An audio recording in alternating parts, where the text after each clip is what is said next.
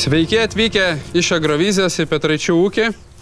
Noriu visiems padėkoti ūkininkams ir bendraminčiams, kurie mus aplankėte BAS stende Agrovizijos metu. Ačiū visiems, kurie dalyvavote mūsų rengiamuose paskaitose. Ačiū visiems už aktyvumą ir tikiuosi, kad renginys jums taip pat patiko kaip ir mums.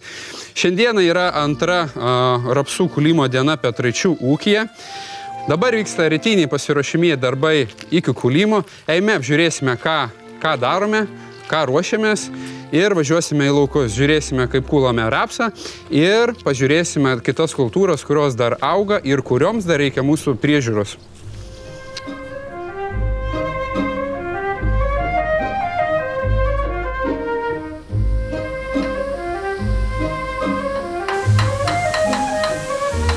Tvarkomės kombainus. Rytiniai pasiruošiamieji kombainų darbai jau yra įprasta, tai reikia išsipūsti kombainus, įsivalyti radiatorius, pasižiūrėti filtrus. Tai va, iš esmės, gana elementarūs gedimai, didelių lūžimų po kol kas šį sezoną neturėjom, žinoma, dar tik tai kūlimo pradžia.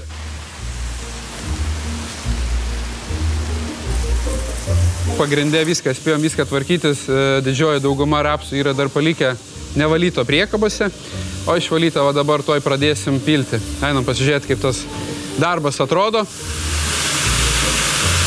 Būna šiek tiek 1 ar 2 procentai viršita šiukšlingumą, bet dažniausiai tai nėra didelės nuoskaitos, bet šitas dalykas mums, kaip pasakyti, priimtinas. Vakarykštės rapsų atvalos. Šitas atvalas mes galėtume išmesti atgal į lauką, supūdytas, bet mes to nedarome, tai yra labai geras kūras pečiams. Ką mes darom? Mes atiduodam žmonėm, kurie turi malkinius pečius. Yra daug aliejaus būtent šituose atvaluose ir galime kuo puikiausiai kūrenti pečius ir šildyti savo namus. Tai vadinasi, antrinis produktas, jis niekur neprapuola, jis yra geras daiktas, kuris šildo žiemą namus. Tėvukas Sigitas, kaip matote, jau sėdi už vairą, užkūręs savo kombainą ir važiuosim žiūrėti, ar jau pradžių rapsai, žiūrėsim, kokia rapsų drėgmė, ar tinka, ar galim kulti, ar reikės biškį pristabdyti tą visą kūlimą. Technikai pajudėjus, išjudėjus į laukus apima geras jausmas, iš tikrųjų tai yra džiugu, bet taipogi tai yra labai atsakingas darbas, visa technika laukose yra sunkia svorė. Mano supratimu, tai yra pakeltas parengties lygis visuose darbuose, būtent kūlimo metu.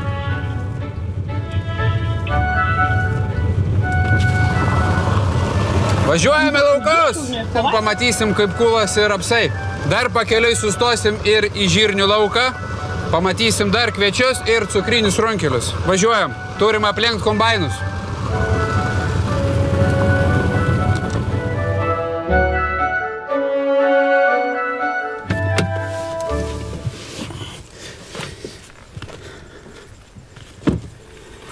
Atvažiavom į žirnių lauką.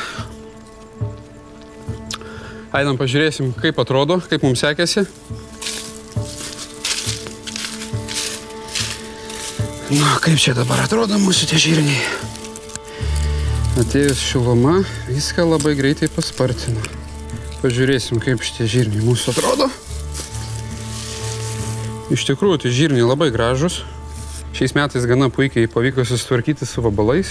Žiūrint į patį augalą ir kaip jisai džiūna tolygiai, gražiai, be jokio didesnio sugulimo, tai esu patenkintas Pictoreactive fungicidinė apsauga. Kuo puikiausiai apsaugoja žirnius. Herbicidas irgi savo darbą Kormas atidirbo.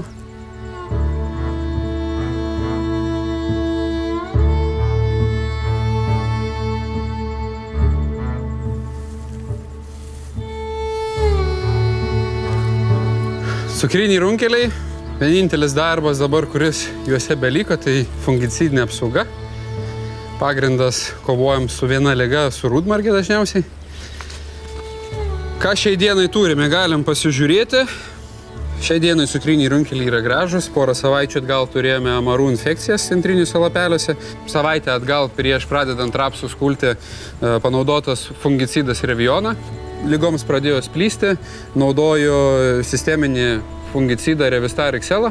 Jeigu norite turėti tokius gražius runkelius, norite kažko paklausti, komentuokite, klauskite. Būtinai padėsime jums apsaugoti jūsų runkelius, kad atrodytų tokie gražūs ir sveiki.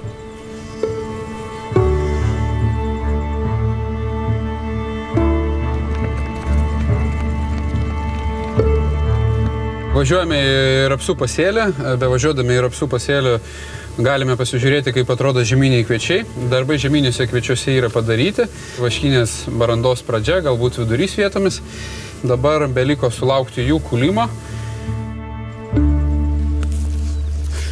Atvažiuoja antras kombainas. Tai beliko pasiruošti, užsikabinti kederį ir važiuoti, rinkti pradalgių. Vienas kombainas jau kūla.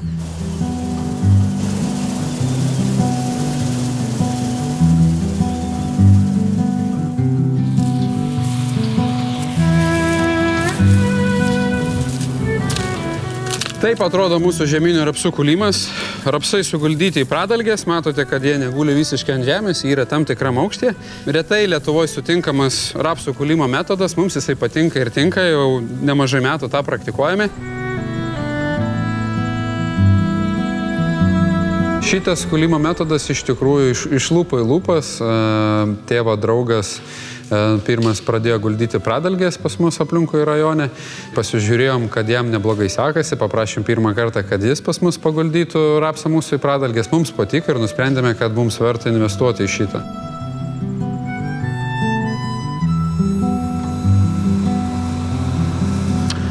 Skambinam Tomui, paklausim, kaip jam sekasi. Sveikas, Tomai. Labas. Nu, kodėl ne kombainė? Kodėl ne kombainė, nes lyja pas mane. Lyja, meluoji. Kulam rapsą. Paskambinau pasidžiaugti. Iš tikrųjų sekasi visai neblogai. Derlingumą dar pasakyti yra sudėtinga. Kiti parametrai rapsų yra gana geri. Kokia drėgmė gaunas? Drėgmė 6, 7,5 kažkur. Va, galiu parodyti trumpai tau, kaip tas visas dalykas atrodo čia pas mus. Nieko ankstyva branda, žinai, ką reiškia? Na, ką reiškia? Didelė derliaus. Nu, gal. O supranti, tu kulsi vėlai, gal nužemės reikės kartu su ašarom rinkti rapsą. Čia, žinai, niekada negali žinoti. Pas mane jau aruodė, pas tave dar lauke. Kaip su miežiais, Tomai? Mačiau video, man siuntei. Bendras rezultatas apie 7 tonas suvažiavo iš lūpų. Tai kol kas esu savo žemėse patenkintas rezultatas. Muzika kokia. Diskoteka, ne kulimas. Tomai, kult, nešokt reikia. Taip. Gerai, draugas, laikykis. Svarbiausias patarimas Tomai, būtent kalbant apie rapsų kulimą, tai yra pradėti kulti rapsą. Kulk, brolau, skubėk, reikia derlių imti.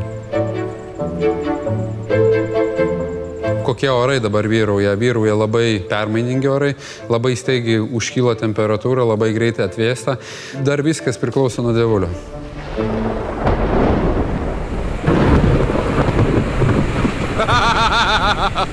Tomas šamanas prišaukė mum lietų, užkeikė mus, ką tik saulė švietė, kūlėm.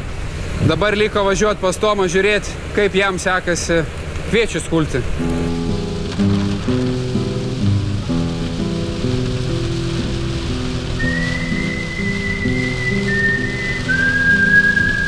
Šitas lietus, žinoma, sutrukdė mums kulti žieminius rapsus, bet tai tuo pačiu metu yra atgaiva cukriniam runkeliam. Nėra to blogo, kas neišeitų į gerą, kol viskas yra su protu ir saikingai.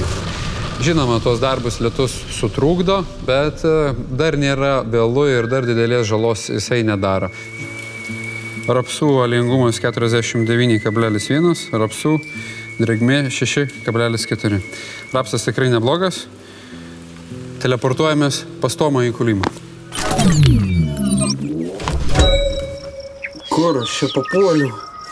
Gal ne į tą 10-metį? Pasižiūrim.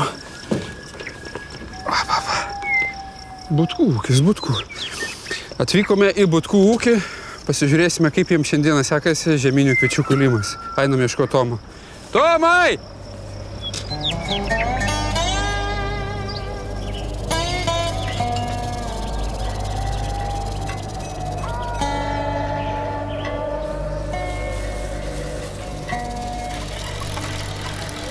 Blemba, kaip tylu šiandieną čia. Atrodytų pats darbymetis, bet nieko nėra. Kuris čia gali būti lindęs. Bėgam ieškoti. Kur tu čia sėdi? Nu, važiuok. Pinigų neuždirbsi sėdėdamas ant kėdės. Ateik čia.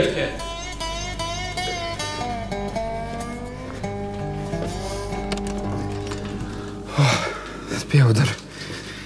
Niekur nenumesk. Geras daiktas.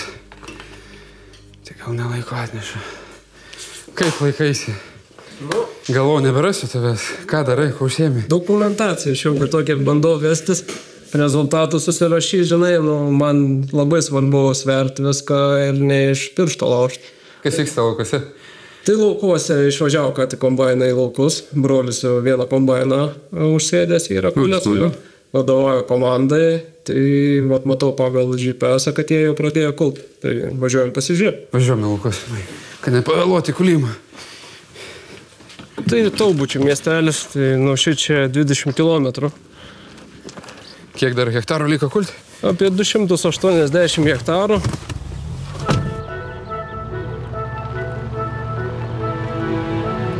Tai kaip tavo rapsas? Pili druską ant žaizdos. Užteko bent priekabai. Vidurkis 2,5 tonos bus. Geriausi laukai 3,8 berėjo, bet kiti iki 2,5. Tai va taip ir gaunas tas išvežtas kiekis. O kaip pas tave gaus? Pas mane derlius vietom buvo geresnis, vietom prastesnis. Maksimumas 3 tonų 700, prašiausias iki 3 tonų. Vidurkis išėjo 3 tonus 280 išvežtų rapsų. Oi, tai geras vidurkis. Vienai pa kitaip. Smagu, kad laimėjai. Tai jeigu taip bendrai, kaip čia reikėtų kažkokią dovaną nuo savęs, ne? Dovanuoju žirklės, kad biški savo derlius nusikarpytum ir duotum kitą kartą man galimybę tave aplenkti. Štau, naktį apkarpysi tos derlius. Tai aš tikiu, mačiau stiebų nukarpytų. Pasidėsim atminimui, prikalsi prie sienos. Džiaugiuosi, žinoma, kad pasiekiau didesnį derlingumą, bet žinoma, šiam irgi linkiu ateityje kulti ir kulti labai daug.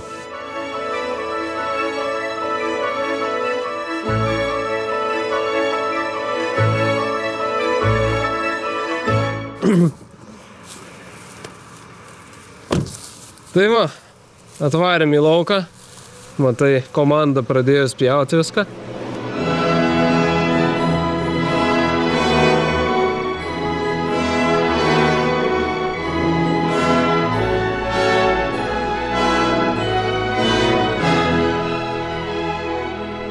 Pats matai, kombainai pilnai apkrauti važiuoja, transporto tik, laksto traktoriai.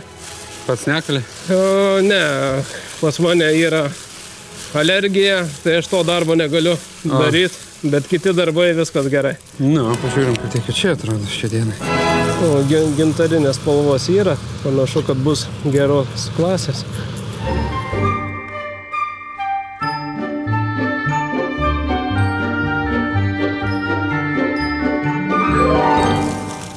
Baig ėsti, mano, tos grūdus. Visą derlių baigi suėsti. Nieko, užteks visiem. Manau, kad būtų protinga važiuoti į kiemą ir tenais pamatysim, kaip yra pilami į sandėlį visi grūdai ir pamatuosim drėgmę. Labai įdomu. Važiuojam. Važiuojam.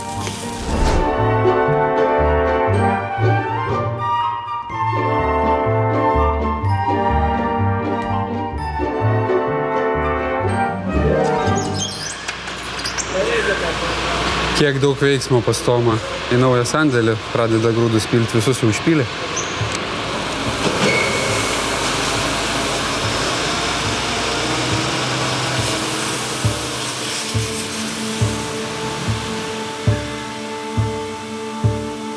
Einam, pažiūrėsim.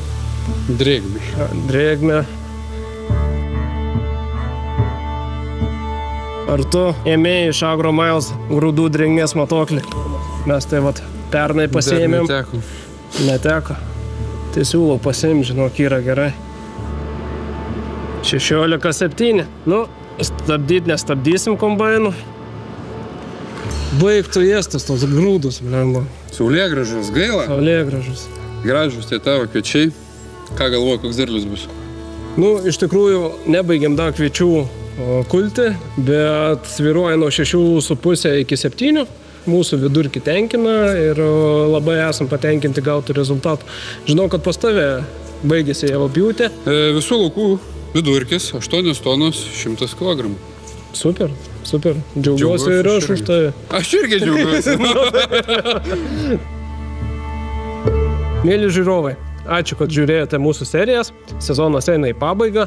Taigi, paskutinėje serijoje pamatysite žieminių kviečių galutinius rezultatus bei kitus vasarojaus rezultatus. Grūdų!